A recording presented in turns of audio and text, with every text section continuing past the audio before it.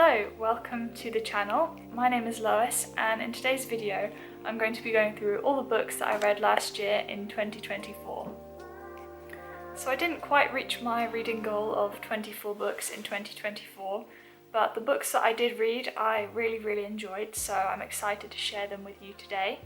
And this year I'm going to be trying to read 25 books in 2025, so if you want to follow me on that journey then please subscribe and let's get into it. So the first book that I read in 2024 in January, which feels like a long time ago now, was Jane Eyre by Charlotte Bronte. And this was the first book that I'd read by any of the Bronte sisters, and I really enjoyed it, especially with my copy being a very beautiful hardback copy from the Cranford collection. Unfortunately though, this copy doesn't have a blurb on it, but Jane Eyre basically follows the story of Jane, who is an orphan child who lives with her aunt and cousins who are very cruel and horrible to her. She then goes to a charitable institutional school for several years, where she then becomes a teacher there. She then feels that it's time to move on, and she takes a job as a governess at the house of Mr. Rochester. She then falls in love with Mr. Rochester, and things are looking hopeful until she discovers a terrible secret, that there is something in the attic of the house that could cause some problems to her plans. So I loved Jane Eyre for a few reasons. It would probably be in my top 5 books of the year. First of all, I really like the style. It's very gothic, and I really enjoy gothic books that are set in very atmospheric, beautiful locations. And also a lot of the themes in gothic books as well. There's often wrestling with morality, there's some supernatural elements as well. All of these things I just really love reading. Something else that I really loved about the book is that Jane is just a great female role model. As a child, despite being incredibly poorly treated, as she grows up she learns to let go of that and doesn't become bitter and resentful, which you could imagine may happen. She also is not really controlled by her feelings or by what other people think, which I think can be a tempting thing for a lot of young women, but she does follow her conscience and her sense of morality. There are many times in the book where she could just give in and feel anger or hatred, or just stay in a situation that would not be healthy for anybody involved, but she chooses the difficult route, which she knows is the good way, and in the end she is rewarded for that.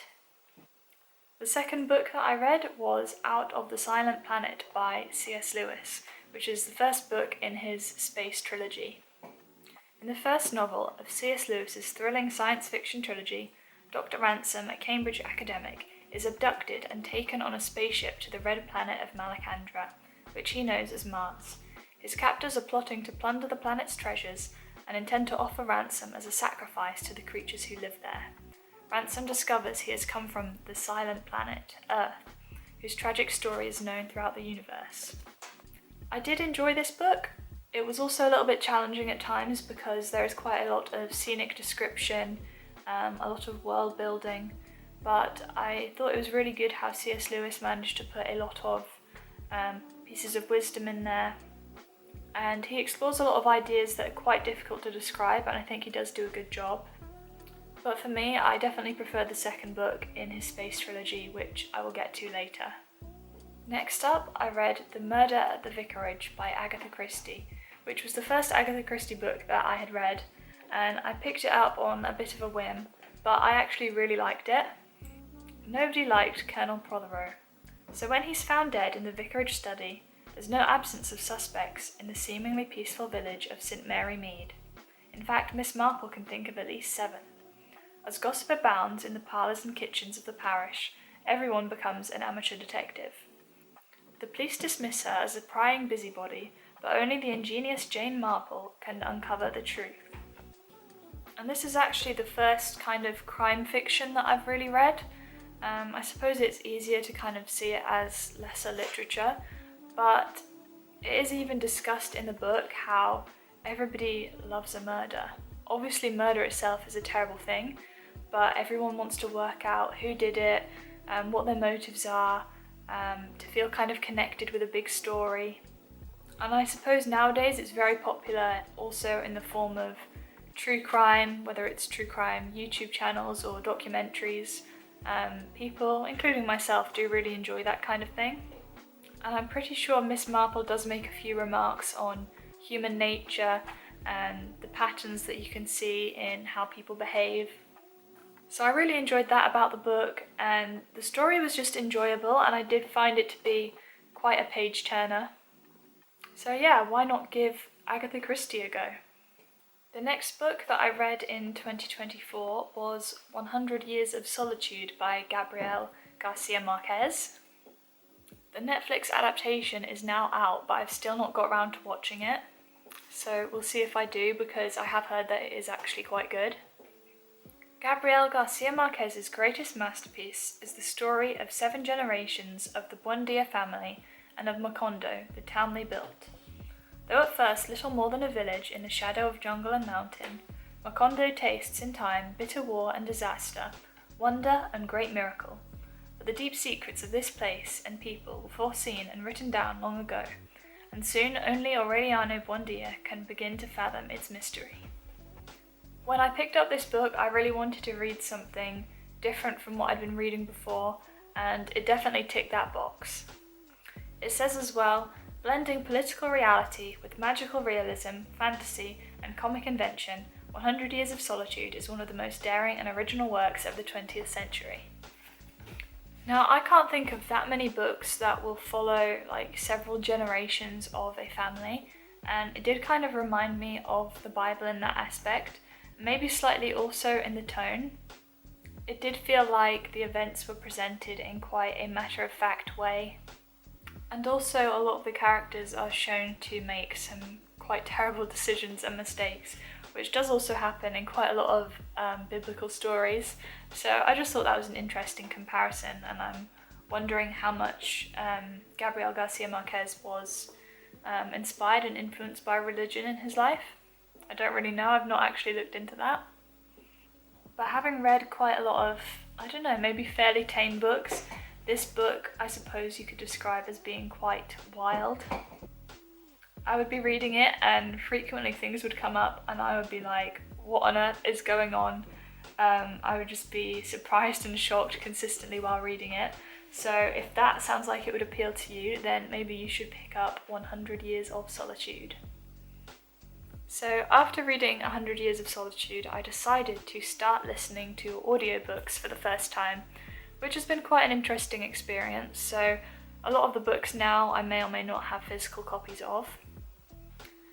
So the first audiobook that I listened to was The Stranger by Albert Camus.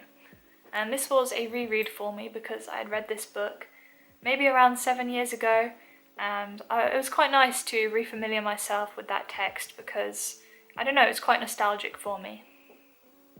I just went to find the blurb on Audible, and it's very, very short.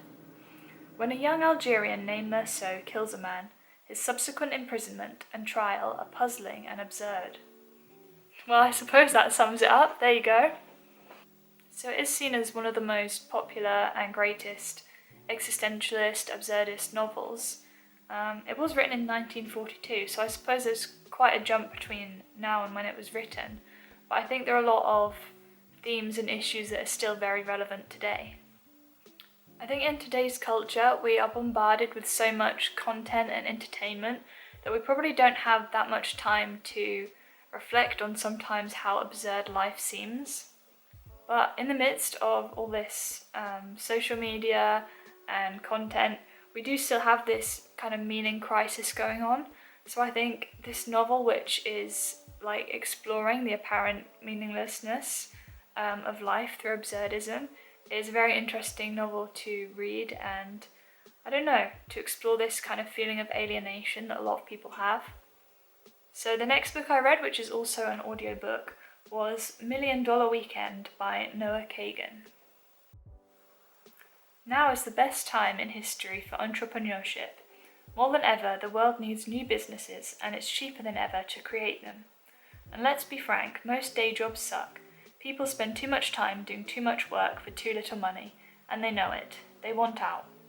But if the barriers to starting a business are getting lower and lower, why is it so hard to do for so many people? Why are there so many entrepreneurs playing at business on social media and so few entrepreneurs actually running them?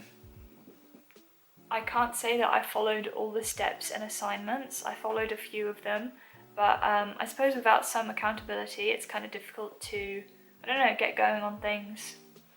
And I'm still undecided whether I actually want to start a business or whether I actually do like that structure of a 9 to 5. There's a lot of questions that I still have. But if you're also curious and you're very set on that you want to start a business, then I'm sure you can find a lot of value in this book. And I think it does do a good job at beginning to dismantle some of our preconceptions about things, such as not wanting to face rejection and how there are many things in life that you just have to keep going for, and if you are afraid that people are going to say no, then you're not going to get very far. The next book I read was another audiobook, which was Atomic Habits by James Clear. I'd wanted to pick up this book for a long time. It was marketed really well. There were some really useful things in the book that I suppose have stuck with me and the way that I think about habits in my life. And I suppose another good summation of a lot of the things in the book was that it's about intentionality, being very aware about what you're doing and wanting to change it or what you want to keep the same. Being intentional about your environment, having cues that remind you of what you want to be doing, having the people around you who are doing similar things, connecting different habits together through habit stacking. There is a lot of emphasis on the fact that you're not going to accidentally do all the things that you want to do and get where you want to without careful planning and again, just a lot of intentionality. So if those things sound interesting to you and you want to learn about them in a bit more depth, then I definitely recommend Atomic Habits by James Clear. So the next book I did listen to as an audiobook, but I now have a physical copy as well, which shows that I really liked it. And that is Saints, a new legendary of heroes, humans and magic by Amy Jeffs. A sweeping new legendary of miracles, magic, human frailty and heroic strength, illustrated with over 30 original paper cutouts by the author. Saints' legends suffused medieval European culture. Their heroes' suffering and wonder-working shaped landscapes, rituals and folk beliefs. Their tales spoke of men raised by wolves, women communicating with flocks of birds, and severed heads calling from between bristling paws. In Saints, Amy Jeffs retells legends born of the medieval cult of saints. She draws on official lives, vernacular romances, artworks and obscene poetry, all spanning from the 4th to the 16th centuries. So I have begun a bit of a quest to become acquainted with medieval stories, with the medieval worldview, and I stumbled across this book on Audible, and I just really liked that I could begin to learn a little bit about some medieval saints, some stories, and I love how this book, it doesn't just tell stories but it gives a commentary, it has artwork as well, it uses a variety of media to tell the story of these saints. I had actually intended to put this in one of my recent videos on devotionals for 2025, because in this book it is kind of laid out month by month, going through the different saints' feast days. So this would actually work as a devotional as well if you wanted to particularly learn about different medieval saints and some of their crazy stories. But it's just been a really nice introduction to some saints who I don't think I would have heard of otherwise. Like when I went to the V&A a few months ago, I saw some artwork, I'm pretty sure it was there, of Ursula and the 1100 Virgins. I listened to a really nice podcast about St. Brendan, both of these saints who I wouldn't otherwise know about if it weren't for reading this book. So if you want a bit of an introduction to some medieval saints, then this is a really nice book to start with. So after reading Saints, I decided to pick up, I actually listened to another of Amy Jeffs' books called Wild. In Wild, Amy Jeffs journeys, on foot and through medieval texts, from landscapes of desolation to hope, offering the listener an insight into a world at once distant and profoundly close to home. The 7 chapters, entitled Earth, ocean, forest, beast, fen, catastrophe, paradise, open with fiction and close with reflection. They blend reflections of travels through fen, forest and cave, with retelling of medieval texts that offer rich depictions of the natural world. From the Old English elegies to the Enniglion and Imrama of the Celtic world, stories that largely represent figures whose voices are not generally heard in the corpus of medieval literature: women, outcasts, animals. What was also really nice is that the audiobook for Wild includes a song written by Amy Jeffs for each chapter, which I thought was, very interesting and different.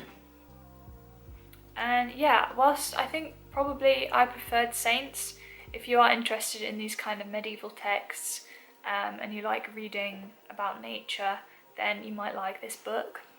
For me, again, I just want to familiarise myself a bit with old medieval stories, trying to distance myself from the very materialistic views of our society.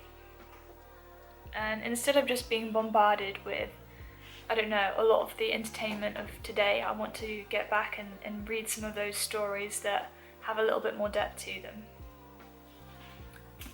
I was just thinking, all these audiobooks, I must have read at least one physical book over this time, but it turns out that I actually missed out The Two Towers by J.R.R. Tolkien, which I read sometime over the summer. The company of the ring is sundered. Frodo and Sam continue their journey alone down the river Anduin. Alone, that is, save for a creeping figure that follows wherever they go. So yes, this is the second part of The Lord of the Rings. I was torn with this book because I both really enjoyed it and found it quite difficult, and it took me a long time to get through. It's just a story that is full of purpose and meaning and friendship, and I've really enjoyed it so far and I can't wait to read the next one. So next up, I listened to an audio adaptation of Carmilla by Sheridan Le Fanu. And I suppose I decided to listen to this because I quite enjoy a good gothic story, and I think I'd heard about this a few times as being like the big precursor to Dracula. I read Dracula a couple of years ago and I really loved it. Speaking of Dracula, I actually agreed to go with my brothers to watch Nosferatu at the cinema, which, if you don't know, Nosferatu was a unauthorized kind of knockoff of Dracula. I think it was made maybe in the 1920s, and they're doing a remake of that looks really good. But I'm just not good with horror films, so I was so on the fence about going. So I've caved in, I've said I'll go. But I'm just hoping I'm not going to be too traumatized. It's really bad as well. I saw the name Sheridan Le Fanu and I assumed it was a woman, and I've now looked and Sheridan was in fact a man. Anyway, as for my review of Carmilla, I did think that it did lack the depth of Dracula. I did feel like there was a little bit of lacking in some of the themes and characters. But for a novella, it definitely got across that really gothic feel. I liked that the kind of vampire elements were kind of quite subtle. Yeah, with Carmilla especially, there was this sense of almost like a split personality, reminding me of Jekyll and Hyde a little bit. There was a side of her that was very kind, very genuine, and then the side that was, sinister and sensual as well. And I'm kind of curious again, it's one of those gothic themes that I'm interested in, why there is this emphasis on like a split. But yeah, I feel like I've read a lot of the main gothic novels now, so I need to find some more. If you have any gothic recommendations for me, then please let me know. I'm considering reading Wuthering Heights this year. I'm not sure if that is classed as gothic as well. Next up, another Agatha Christie, we have The Body in the Library. I think a lot of what I said about Murder at the Vicarage also applies, the intrigue of it being a murder. So next up, I read the second book in the C.S. Lewis space trilogy, which is Perelandra. Now, I think this may be one of my favourite books of the year, although maybe it's because I read it fairly recently as well, it's still very fresh in my mind. In the second novel in C.S. Lewis's exciting science fiction trilogy, Dr. Ransom is called to the paradise planet of Perelandra, or Venus, which turns out to be a beautiful Eden-like world. He is horrified to find that his old enemy, Dr. Weston, has also arrived and is putting him in grave peril once more. As the mad Weston's body is taken over by the forces of evil, Ransom engages in a desperate struggle to save the innocence of Perelandra. Now, in this book, I feel like there's maybe slightly less world building, or that the world that is described is a little bit easier to imagine. Or perhaps that it's just after reading the first book in the trilogy, you get a little bit used to the style. But I also felt like there was quite a bit more Christian symbolism in this book, which is what I really enjoyed. In this second book, the planet that they're on is kind of depicted as a version of Eden. It's a world before the fall has happened on that planet. And Ransom kind of has to fight with this demon or devil. And spoiler alert, Ransom kills and destroys him, but his heel is bruised. And having had a conversation with somebody in the comments, it reminded me of the verse in Genesis 3:15. And I will put enmity between you and the woman, between your offspring and hers. He will crush your head and you will strike his heel. So yeah, for me, I found this book to be really rich and exciting. I suppose you could describe it as full of Easter eggs. So now I'm really excited to read That Hideous Strength, the last book of the Space Trilogy this year. Okay, the next book, which I listened to as an audiobook, but I do have a copy as well, is Neverwhere by Neil Gaiman. Now, I haven't read any Neil Gaiman before, but I was spending a couple of days in London and I just wanted to listen to a story about London because I've always found it to be a place that is just kind of dirty, crowded, and expensive, so it's not one of my favourite places. But I generally tend to go there 2 or 3 times a year, and I can cope with that, but that's it. So I wanted to see if I could maybe, I don't know if romanticise is the right word, but just get some kind of sense of London and try and find the appeal people find in it. So I googled audiobooks set in London and Neverwhere is what came up. Under the streets of London, it's a place most people could never even dream of. A city of monsters and saints, murderers and angels, knights in armour, and pale girls in black velvet. This is the city of the people who've fallen between the cracks. Richard Mayhew, a young businessman, is going to find out more than enough about this other London. A single act of kindness catapults him out of his workday existence and into a world that is at once eerily familiar and utterly bizarre. And a strange destiny awaits him down here, beneath his native city. Neverwhere. And I really enjoyed this book. It was really fun. It had some really scary, horrible villains that I think were one of the best things about this book. But I enjoyed some of the ideas as well. I mean, I've kind of already discussed in a couple of the other books about this idea of a discontentment, just doing seemingly purposeless, meaningless kind of jobs. And I suppose that is something I think about when I think of London a lot, is people move there for work and then seem to get caught up into this busy day-to-day life. And I think this book kind of expresses a discontentment with that kind of living. And this is a bit of a spoiler, but after Richard Mayhew has completed his adventure down in Neverwhere, he kind of has the choice to go back to his life before or to go back and live in Neverwhere. And he finds that there is just this kind of feeling of lacking in the ordinary that he just can't go back to.